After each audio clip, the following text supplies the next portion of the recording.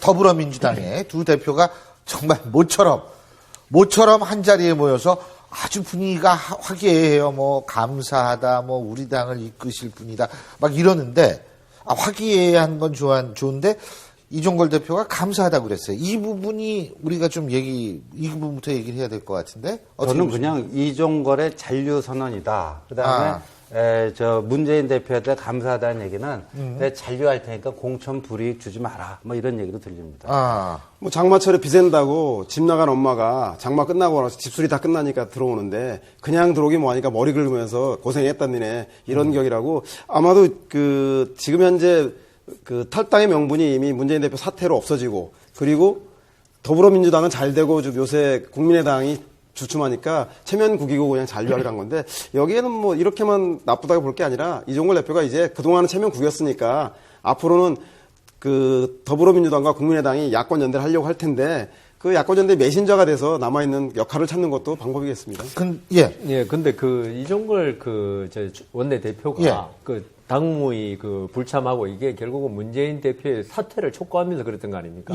근데 이제 어제 물론 조건은 달았지만 그 사퇴한다고 그러면서 이종걸 원내대표가 복귀할 수 있는 명분을 준 거죠. 그 부분에 관해서 이종걸 원내대표로서는 감사하다고 그러는데 근데 이종걸 원내대표는 사실은 이 김종인 선대위원장만 아니면은 문재인 대표가 사퇴하면 거기에 사실 비상대책위원장도 할 수 있고 이런 사람인데 지금 감사하다. 그러니까 조금 스탠스가 좀 맞지 않는데 어떻게 될지는 모르겠습니다.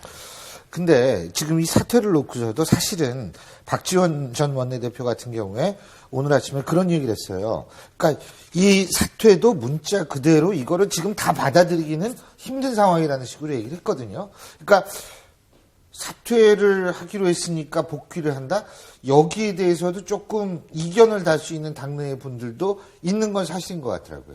네, 일부 이미 박지원 대표는 문재인 대표의 사퇴라든가 야권 연대를 명분으로 내걸고 있으나 호남 민심에 대해서 반문재인 정서가 있는 건 사실이지만 민주당의 입장이 두 번의 경선을 해야 됩니다. 하나는 당내 경선, 두 번째는 그 지역에 정의당이 나오는 분하고 또 한 번 야권연대 경선을 해야 되기 때문에 그럴 바엔 차라리 무소속이 낫고 안철수 신당 가전이 공천에서 탈락될 것 같고 그래서 이리저리 무소속을 선택하는데 명분을 문재인 대표 얘기를 하는 것 같습니다. 근데 이제 어쨌든 그런 모호성이라는 거를 자꾸 이제 비박이 아니라 비노진영에서 이게 많아요. 비노진영에서 자꾸 제기를 하는데 문제는 뭐냐면 동아일보와의 인터뷰입니다. 문재인 대표와 동아일보의 인터뷰에서 총선 결과에 대해서 무한 책임을 져야 된다. 이런 얘기를 하면서 기자가 물어본 겁니다.